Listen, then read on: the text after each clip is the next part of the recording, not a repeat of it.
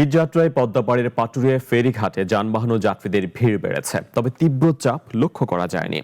এ বিষয়ে মানিকগঞ্জের পাটুরিয়া ফেরিঘাট থেকে ঈদযাত্রার সবশেষ খবর জানাতে যুক্ত হচ্ছেন সহকর্মী আবিদ হাসান। তিনি জানিয়েছেন, আমি সকাল থেকে লক্ষ্য করেছি আরিচা, কাজিরহাট, পাটুরিয়া, দৌলতদিয়া এই নৌ রুটে যাত্রীদের চাপ কিছুটা বেড়েছে, তবে তীব্র চাপ লক্ষ্য করা যায়নি। আমি একটু জানিয়ে রাখি, পাটুরিয়া, দৌলতদিয়া মোট 18টি ফেরি প্রস্তুত রাখা হয়েছে, আর আরিচা, কাজিরহাট 15টি লঞ্চ, 5টি ফেরি নিয়মিত চলাচল করছে।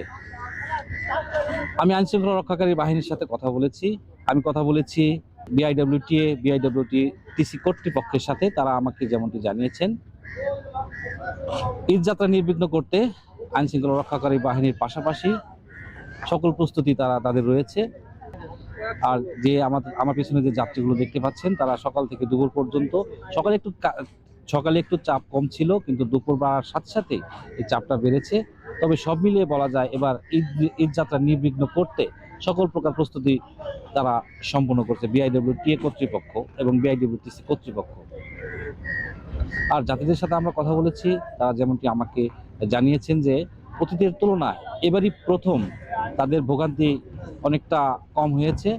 তারা আমাকে যে সকল প্রকার ঈদযাত্রা নির্বিঘ্ন করতে সকল প্রকার প্রস্তুতি তারা সম্পন্ন করছে। তো এই ছিল আমার কাছে পাটুরিয়া 4 নং ফেরিঘাট থেকে আমার কাছে সর্বশেষ।